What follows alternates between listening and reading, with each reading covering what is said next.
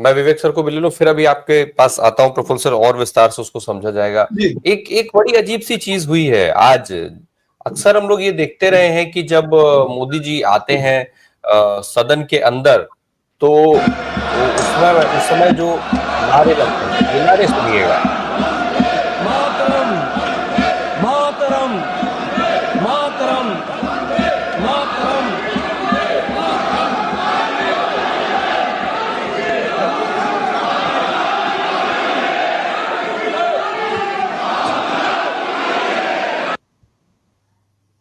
ये जो नारे लग रहे थे, असल में वंदे मातरम के नारे लग रहे थे। जब मोदी जी आते हैं तो हर बार मोदी मोदी मोदी के नारे लगते हैं, और वो कुछ 2-3 मिनट 4 मिनट तक चलते हैं, लेकिन आज वंदे मातरम के नारे लग रहे थे।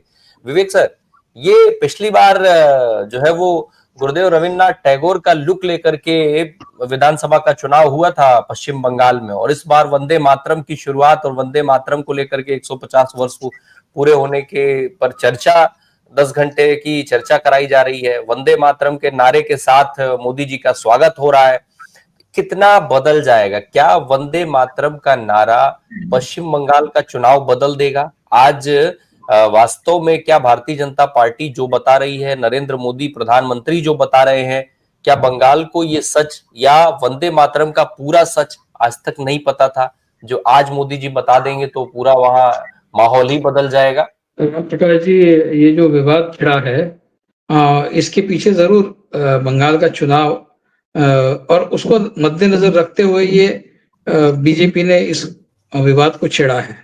अब सबसे पहले तो ऐसा है कि इसमें बंगाल के चुनाव में इसका कुछ फायदा होने का मुझे तो कोई कारण नहीं लग रहा है, क्योंकि वंदे मातरम इनकी लड़ाई ये लड़ा रहे हैं जनगण मन को वंदे मातरम से। ये देखो कितने शातिर, कितने खराब लोग हैं ये।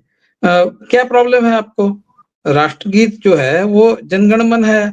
इनका कहना यह है कि राष्ट्रगीत वंदे मातरम होना चाहिए था, ऐसा ही कह रहे हैं। मतलब ये लड़ा रहे राष्ट्रगीत को राष्ट्रगान से। ये बस इसी में लगे रहते हैं, आपस में लड़ाना, यही इनकी स्ट्रेटजी है। ये ब्रिटिशों से सीखे है, ये उनसे सीखे है। कोई आश्चर्य नहीं है। मुझे यानी कितना कितना इस देश का दुर्भाग्य देखिए कितना है कि जिन लोगों ने इस देश के स्वतंत्रता संग्राम में भाग नहीं लिया, बल्कि ब्रिटिशों की मदद की। ब्रिटिशों के दस्तावेजों में ये लिखा है कि इनके तरफ से हमको कोई थ्रेट नहीं है, किसी भी तरह का धोखा इनसे हमको नहीं हो सकता, ये लिखा है। और ये 42 के आंदोलन में इन्होंने अपील किया था कि पार्टिसिपेट ना करें। ये लोग आज राष्ट्रगीत और राष्ट्रगान पे इस देश में चर्चा इन्होंने छेड़ी है। क्या संबंध है आपका? न तो आप स्वतंत्रता आंदोलन में थे, आपका क्या संबंध है? राष्ट्रगीत से और राष्ट्रगान से आपका क्या संबंध है? तो ये किस अधिकार से इस विवाद को छेड़ रहे हैं? आपने अधिकार पूरी तरह से खो दिया है, क्योंकि आपने इस देश के स्वतंत्रता संग्राम में भाग ही नहीं लिया। आपका क्या अधिकार बनता है इस विषय पर बात करने का? इस विषय पर बात वही लोग कर सकते हैं जिनका स्वतंत्रता आंदोलन के साथ में कोई संबंध रहा हो, या फिर जो उस आंदोलन में जिन लोगों ने पार्टिसिपेट किया, उस उन लोगों की लेगेसी जो कैरी फॉरवर्ड कर रहे हैं, वो बात कर सकते हैं। आपका कोई संबंध नहीं। आप ब्रिटिशों के हस्तक, ब्रिटिशों के गुलाम के तौर पर आप जाने जाते हैं, ब्रिटिशों के मददगार की तरह आप जाने जाते हैं। आप बात कर रहे हैं वंदे मातरम की और जनगण मन की, तो 1947 से पहले आपका वंदे मातरम कहा गया था? आप किस चीज में लगे थे?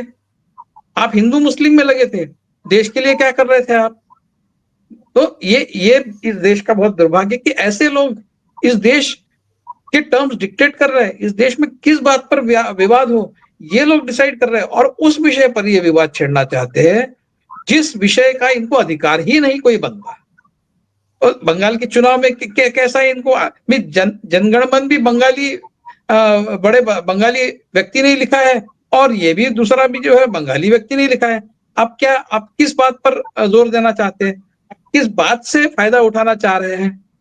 भाई जनगण मन तो राष्ट्रगीत है ना, और ये राष्ट्रगान है, दोनों बंगालियों ने लिखे हैं। बंगाल के साथ कोई इसके मामले में कोई बंगाल के साथ में कोई धोखा नहीं हुआ है, या फिर कोई अन्याय नहीं हुआ है। एक ही प्रदेश से आने वाले दो बड़े इस देश के इतिहास के नेताओं ने ये लिखा है, ये दोनों गीत लिखे हैं और दो, एक को राष्ट्रगीत, एक को राष्ट्रगान बनाया गया है। क्या प्रॉब्लम है आपको? आपका इशू क्या है? अब ऐसा है कि वंदे मातरम में जो लिखा है वो सारे धर्मों के लोगों को, उसका एक कुछ स्टांजा ऐसे है जो सारे धर्म के लोगों को एक्सेप्टेबल नहीं हो सकते। आपको जबरदस्ती करना है, आपको मुसलमानों को, क्रिश्चियंस को आपको जबरदस्ती, आपको ये गाना ही पड़ेगा, ये दुर्गा वाला स्टांजा आपको गाना ही पड़ेगा। ये क्या है? किस तरह के लोग हैं ये? इनका संस्कृति के साथ क्या संबंध है? संस्कृति क्या बताती है?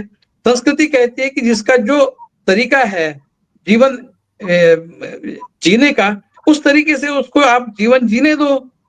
मुसलमान नहीं मानेंगे दुर्गा की स्तुति गान, दुर्गा का स्तुति गान मुसलमान क्यों करेगा? भाई उनका धर्म परमिशन नहीं देता है, उनका धर्म उनको इस बात की अनुमति नहीं देता है। आप क्या कह रहे हैं कि हम कह रहे हैं आपको दुर्गा का स्तवन करना ही होगा? क्या जबरदस्ती है? कैसे कर सकते हैं आप? घटना के किस कलम के आधार पर आप किसी मुसलमान को ये कह सकते हैं कि आपको ये गाना ही होगा? घटना में कहाँ लिखा है? आप कॉमन सिविल कोड की बात, कॉमन सिविल कोड ये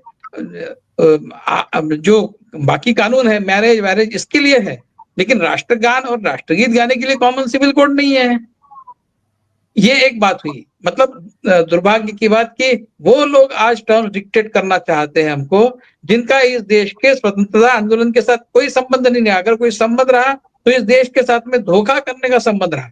वो लोग और उनके उन लोगों की लेगेसी आगे चलाने वाले लोग आज हमको देश प्रेम और देश गीत और देश गान की बात सिखा रहे हैं। ये बहुत दुर्भाग्यपूर्ण है। दूसरा ये है कि पंडित नेहरू को टारगेट करना चाहते हैं। इनको कोई देश से लेना देना नहीं, इनको ये पंडित नेहरू को टारगेट। पंडित नेहरू ने जन गण मन ये राष्ट्र गीत हो, ये क्यों कहा था? उन्होंने ये कहा था कि इसमें जो ऑर्केस्ट्रेशन का एलिमेंट है जनगण मन में, वो वंदे मातरम में नहीं है। और जनगण मन बहुत छोटा भी है। कहीं भी अंतरराष्ट्रीय परिषदों में, अंतरराष्ट्रीय स्पोर्ट्स के इवेंट्स में जब आपका राष्ट्रगीत बजाया जाता है तो वो इतना लंबा चौड़ा जो वंदे मातरम 7-8 स्टांजा कौन बजाएगा? किसको फुर्सत है? कौन बजाएगा वो तुम्हारा राष्ट्रगीत? उसको राष्ट्रगीत बनाते कौन बजाएगा? लोग उल्टा ये कहते लोग, भैया ये तुम्हारा राष्ट्रगीत जो है बहुत ज्यादा लंबा चौड़ा है, इसको थोड़ा छोटा करो तब हम बजाएंगे। किसके पास फुर्सत है? आपके पास है, आप गाओ, उसके 10 स्टांजा गाओ। किसने बताया आपको नहीं गाने? आप गाइए ना। लेकिन अंतरराष्ट्रीय स्तर पर एक छोटा, और जिसमें ऑर्केस्ट्रेशन का स्कोप है, आप जो संगीत समझता है उसी को समझेगा। इनको क्या समझे? ये तो संगीत के मामले में ये औरंगजेब है। संगीत जिसको समझता है वो समझेगा। और पंडित नेहरू को समझ में आया था उस समय। आप गा के देखिए, आपने जनगण मन हम सब ने 100 बार गाया है, उसमें उसके साथ उसको जो चाल दी जा सकती है वो वंदे मातरम को नहीं दी जा सकती, क्योंकि वंदे मातरम जो है वो अलग अलग टुकड़ों में गाया जा रहा है। मतलब वंदे मातरम पहले गाते हैं, उसमें गैप आती है, उसके बाद आगे का पार्ट आता है, उसके बाद जनगण मन एक लाइन है, जनगण मन अधिनायक जय है, ये एक पूरी लंबी लाइन है। गाने के लिए टुकड़े टुकड़े में अगर लिखा हुआ कोई चीज है तो वो नहीं, उसको गान संगीत में नहीं अच्छे से बिठाया जा सकता। ये जिसको संगीत समझता है, मैं स्टेज पर गाने वाला व्यक्ति हूं, इसलिए मैं इस बात को छाती ठोक के कह सकता हूँ कि पंडित नेहरू का जो निर्णय था वो एकदम सही था। उनको संगीत भी समझता था, कुछ नहीं समझता है। तो गेयता के दृष्टि से, ऑर्केस्ट्रेशन के दृष्टि से जनगण मन जो है वो स्वीट एंड शॉर्ट ऐसा था। और अंतरराष्ट्रीय परिषदों में, अंतरराष्ट्रीय प्रोग्राम्स में, इवेंट्स में अगर कहीं इसको बजाने का काम पड़े तो शॉर्ट एंड स्वीट होना चाहिए। और ये बहुत पॉपुलर है। इंडियन जो नेशनल एंथम है ये अंतरराष्ट्रीय फोरम पर बहुत पॉपुलर है, इसलिए कि छोटा है, संक्षिप्त है और बहुत अच्छा ऑर्केस्ट्रेशन इसका हुआ है। आप वंदे मातरम अंतरराष्ट्रीय स्टेज पर ले जाइए, वो नहीं किसी को भाएगा, इसमें कोई दो राय नहीं। अब उसमें आप इमोशनल इशू बना रहे हैं, उसको आप फुकट का मुद्दा बना रहे हैं जिसका कोई संबंध नहीं। और उधर मैं खत्म करता हूं, और उधर आपके एयरपोर्ट्स पे जो चल रहा है उसका क्या करेंगे आप? वो जो आपकी इज्जत ये मोदी जी है, इन्होंने कहा था कुछ सालों पहले कि एक वक्त ऐसा था कि किस देश में पैदा हुए, शर्म आती थी, क्या कौन से जन्म का पाप किया है तो इस देश में पैदा हुए। जो आपके एयरपोर्ट्स पे चल रहा है, तो क्या गर्व से सीना तान के कह सकते हैं कि हम भारतीय हैं और ये बहुत ग्रेट कंट्री है, ऐसा कह सकते हैं आज आपके नेतृत्व में जो हो रहा है उसमें? क्या बड़ी अभिमान की बात चल रही है? आपके एयरपोर्ट पे जो आपकी जो नाक कटी है, पहले उधर तो ध्यान दो, वंदे मातरम बाद में करो, पहले वो सुलझाओ। वंदे मातरम वगैरह से पेट नहीं भरता है आदमी का, और वंदे मातरम से देश नहीं चलता। देश जिस चीजों से चलता है उसके तरफ पहले ध्यान दो, बाद में वंदे मातरम देखा जाएगा। जी।